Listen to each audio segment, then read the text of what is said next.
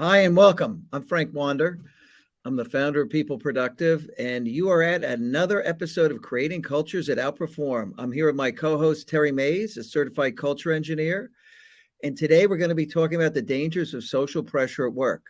If you missed it, we did 3 episodes on how to create a culture where you actually outperform without burning people out. That was the last 3 episodes. We're here every Wednesday at 3 o'clock. You should join us. Today, we're going to be looking at social conformity. In particular, we're taking a look at the Asch conformity experiment.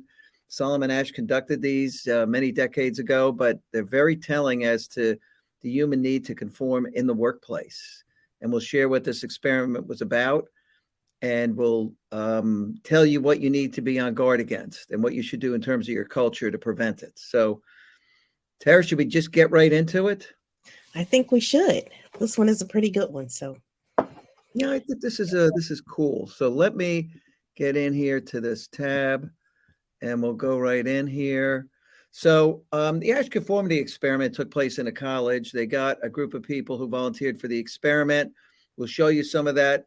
But in essence, the people in the room were shown a picture like this. You can see that there's a line on the left, 3 lines on the right, and they had to identify which of the 3 lines on the right matched the one on the left in the size. Interestingly, when they did this alone with the people, they would get 99% of them right. And let me share a little bit about the experiment.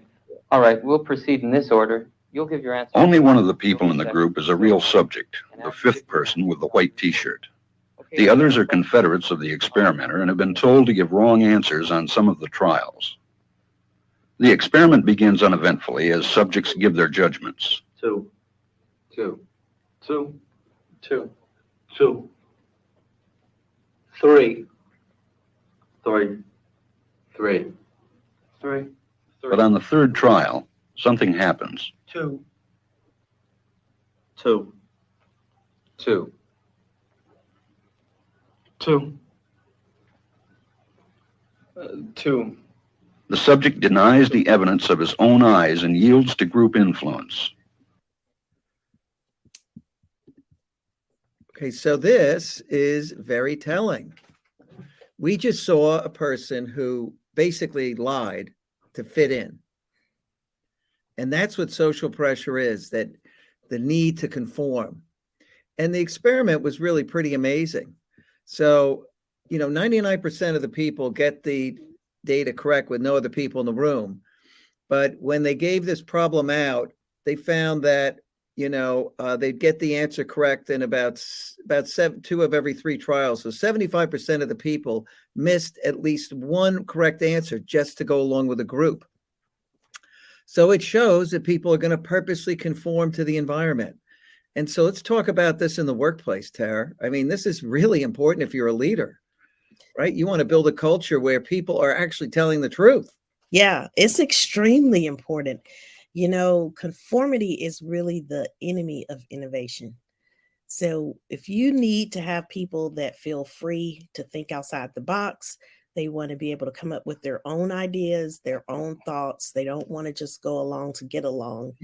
Then you really do need to have an environment where creativity can flow freely. And in an environment where conformity is the norm and conformity is encouraged over individuality, it creates problems. And you see how in this experiment where people will just flat out lie just to go along with the group. And that, remember, we've talked about this many times, but we're all just people on the high school, in the high school cafeteria trying to find our place where we fit in. We're just trying to make sure that we can get along with people, that we're not rejected. We want the approval of others.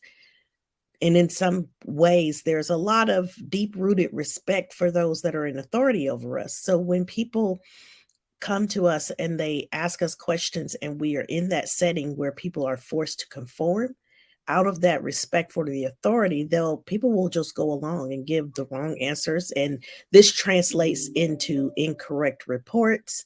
This translates into people not getting the information that they should get because people are hoarding or hiding information. They're controlling things. They're not really sharing the true state of affairs because they're afraid. They don't want to go against the grain. So these are really serious issues and implications from having this society of conformity within your workplace. Yeah, and this happens in cultures where they don't have a set of values that people are living. If you have a culture that values candor and rewards it, you're going to have people who speak up and they're not going to go along. And you can see the danger in cultures where they have a lot of conformity, they don't innovate. We don't have that creative abrasion that you get when people come together that creates great ideas and breakthrough insights into things. You look at the Challenger disaster, Morton Thiokol, and NASA putting pressure on people to conform, the leaders eventually going along with it, even though the engineers said, do not launch. Those seals are not going to hold on the Challenger. It's too cold out. I mean, they had already had incredible trouble with these seals launched in perfect conditions. They knew that this thing was going to blow, and they went along to conform. And, you could see leaders could put a lot of pressure on people and organizations. And you want to have a culture where clearly you're getting, candor, other things, and you have people speaking up. Because it was interesting in that ASH conformity experiment, when they set it up so that there were two people who were giving the right answer, not just one. The minute you had a second person in that room who was, free to tell the truth, you only 5% of the time did they conform. Instead of having, in 3/4 of these trials, having, situations where people actually lied to fit in. So that's the power of having people who are willing to speak up and tell the truth, that diversity of thought and opinion, and valuing that. It really does matter. Honesty, candor, acceptance of other ideas. You've got to have a set of values that actually people are living, and it's good to have nonconformists, really. It's powerful. Yeah. Yeah. In a lot of ways, it's good for people to feel like they can be their authentic self. They can be an individual and still fit in, not have to just conform to what everybody else is doing. You want people to feel like they can be themselves. That really brings a lot of power to the room when people feel like they can be who they are. They can share their ideas without fear of isolation or ridicule, where people Yep. just, are making fun of them. When people feel comfortable and they feel like I can share what I really think, you may not always like what the person is saying, but a lot of times if you listen to what they're saying, if it's something different than what you think, there's something to learn there. There's something that you can pull out of what they're saying to make the organization better. So when people have differences of opinion, it's not necessarily a bad thing. And we have to change that way of thinking in our organizations so that we can see the differences of opinion as a way to bring us closer together and reveal things that we may not have noticed before. You bring a new person into an organization, and a lot of times those fresh eyes see things that people that have been Yeah. there for 20 years just don't see anymore. They used to see it, but as time goes on, you get kind of blind. I think about that commercial where I think it's a laundry detergent commercial, but it talks about how people are nose blind, where you can't smell it anymore because you got Yeah. stinky socks, and somebody walks in the room and all they can smell is the stinky socks. Well, you've It's been really sitting true. with stinky socks, and so Oh, your yeah. nose just goes blind to that. The same thing happens with organizations.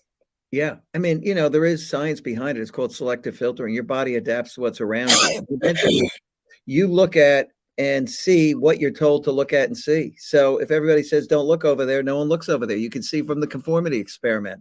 So imagine 99% of the time alone, these people get the right answers. When he gets the 12 together and injects this other element, poor Terri. Terri will be back. You can see just momentary thing, but the power of this is that, we have 75% of the people giving a wrong answer to go along, right? And that's really powerful, but 99% of them will do it right. And that if there's a Confederate in the room who's giving right answers, even though the people don't know they're a Confederate, only 5% of the people end up giving the wrong answer in those studies. So this is really powerful. you absolutely have to build a culture where values like candor, acceptance, vulnerability, so important to have a vulnerable workplace where people could say, hey, you know what? You're right. I'm wrong.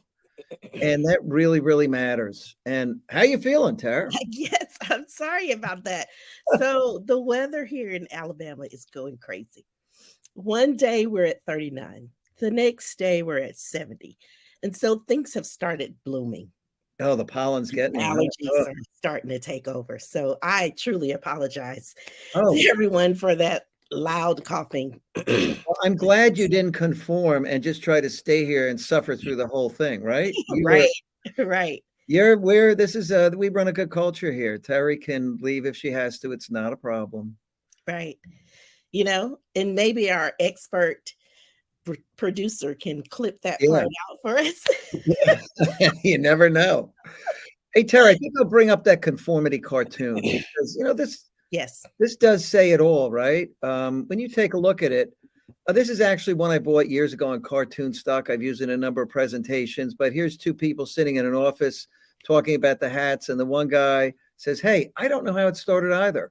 All I know is that it's part of our corporate culture. If you walked in and everybody had a hat out on like that, you would want a hat like that. That's And right. it is just that powerful. And that's why this guy did a cartoon about it. This is relatively common knowledge, but it's been And proven.